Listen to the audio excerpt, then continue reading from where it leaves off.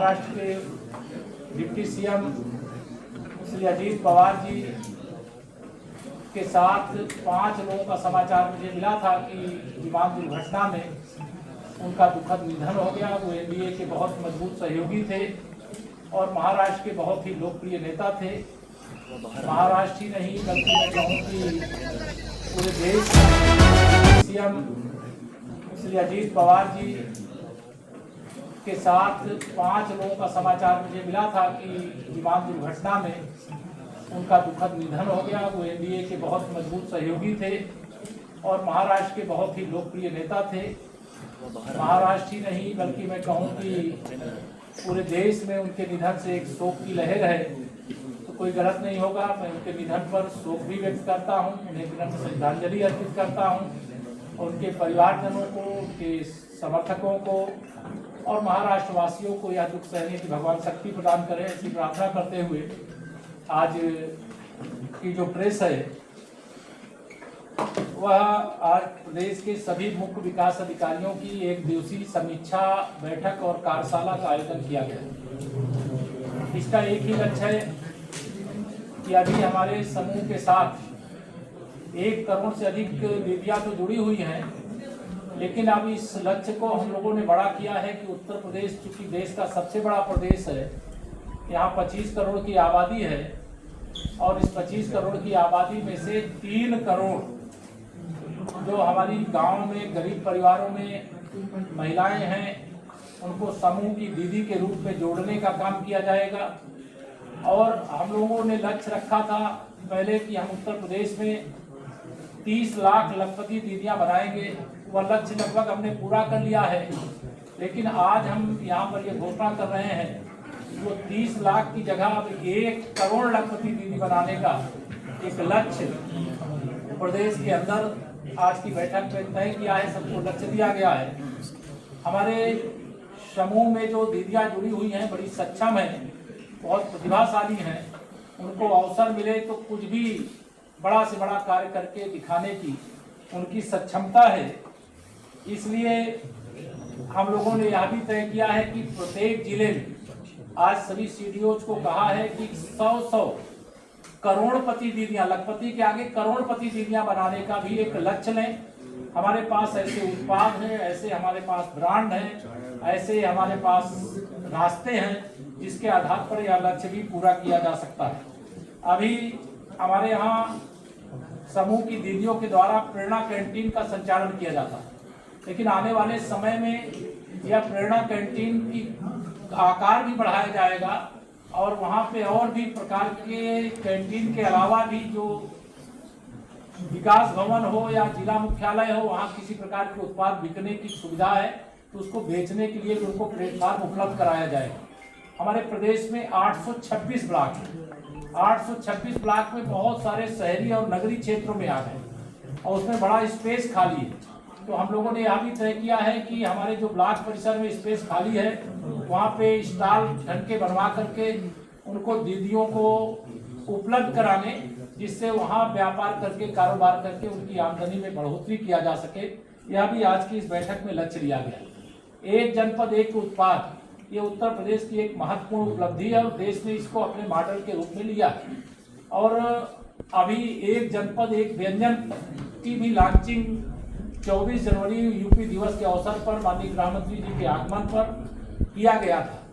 अब हम लोगों ने यह भी लक्ष्य दिया है कि प्रत्येक जनपद में, जैसे लखनऊ है उदाहरण के लिए, तो लखनऊ में 75 जनपद का उत्पाद, 75 जनपदों का व्यंजन अगर कोई खरीदना चाहे तो एक किसी प्लेटफॉर्म पर उपलब्ध हो। ऐसा हर जिले में ऐसी योजना बनाने के लिए और ऐसी कैंटीन बनाने के लिए, ऐसे शोरूम बनाने के लिए जहां पर ऐसे सामान उपलब्ध हो सके, यह भी आज यहाँ पर निर्देश दिया गया है। विकसित भारत और विकसित उत्तर प्रदेश, विकसित परिवार एक जब लक्ष्य होता है, हमारे सामने माननीय प्रधानमंत्री नरेंद्र मोदी जी ने 2047 जब आज़ादी के 100 साल पूरे होंगे तो विकसित भारत का लक्ष्य रखा है।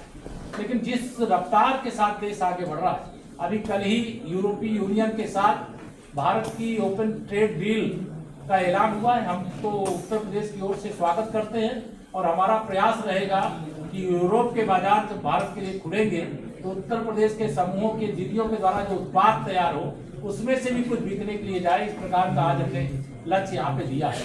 खाद्य प्रसंस्करण विभाग ये अनेक योजनाओं में कोई खाद्य प्रसंस्करण यूनिट स्थापित करता है तो उनको ऋण दिलाने का काम, सब्सिडी देने का काम, सोलर सब्सिडी देने का काम किया जाता है।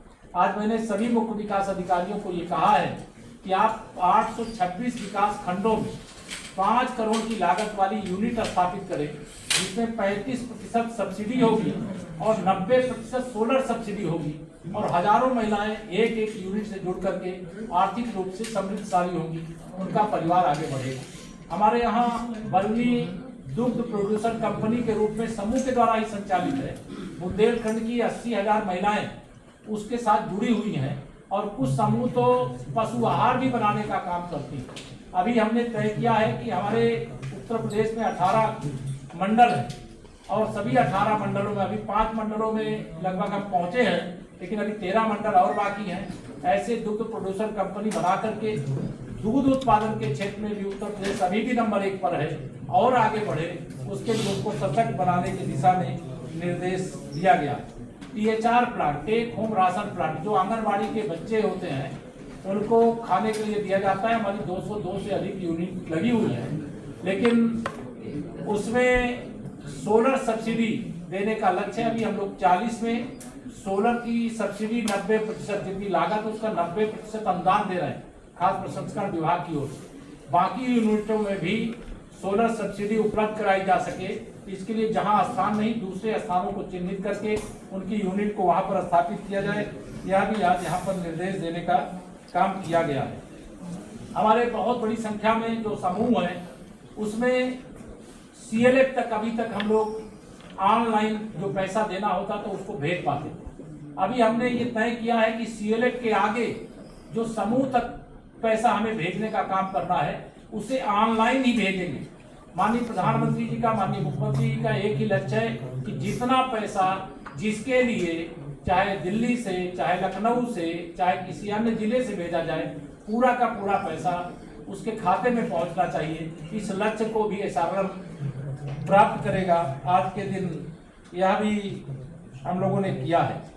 ई-रिक्शा, बहुत सारी हमारी समूह की दीदियां ई-रिक्शा, कमर्शियल वाहन भी, पैसेंजर वाले ई-रिक्शा भी, ये दोनों को चला करके परिवार का पालन पोषण कर रहे हैं, लेकिन उनकी चार्जिंग की समस्या होती तो उसके लिए भी हमने कहा है चार्जिंग का भी उपयुक्त प्रबंध करने का काम किया जाए।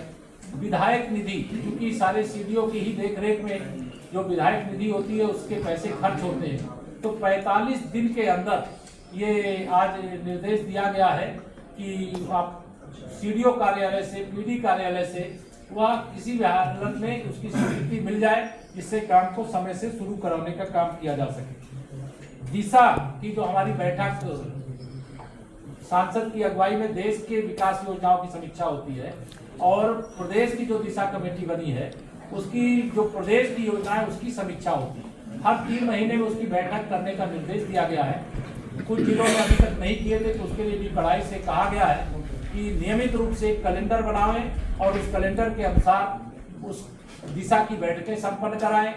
ग्राम चौपाल, प्रत्येक शुक्रवार को प्रत्येक विकास खंड के 2 ग्राम सभाओं जो शासनादेश है, गांव की सभी समस्याओं का और चौपाल के अंदर समाधान या लक्ष्य निर्धारित करके यह तय किया गया था और उसके क्रम में उसके भी कैलेंडर आज 28 तारीख को हम सब लोग यहाँ बैठे हैं। हमने कहा 1 फरवरी को सारे जो वहाँ के जनप्रतिनिधि हैं, जो वहाँ के गांव हैं, उनका निर्धारण करके वह भी कैलेंडर ग्राम चौपाल का उपलब्ध करा दिया जाए। जो हमारे इंक्यूबेशन सेंटर अभी हम लोग प्रदेश में कुछ स्थानों पर ऐसे बना रहे, उसे भी समूह को सौंपने जा रहे हैं, जहाँ ब्रांडिंग का काम होगा, जहाँ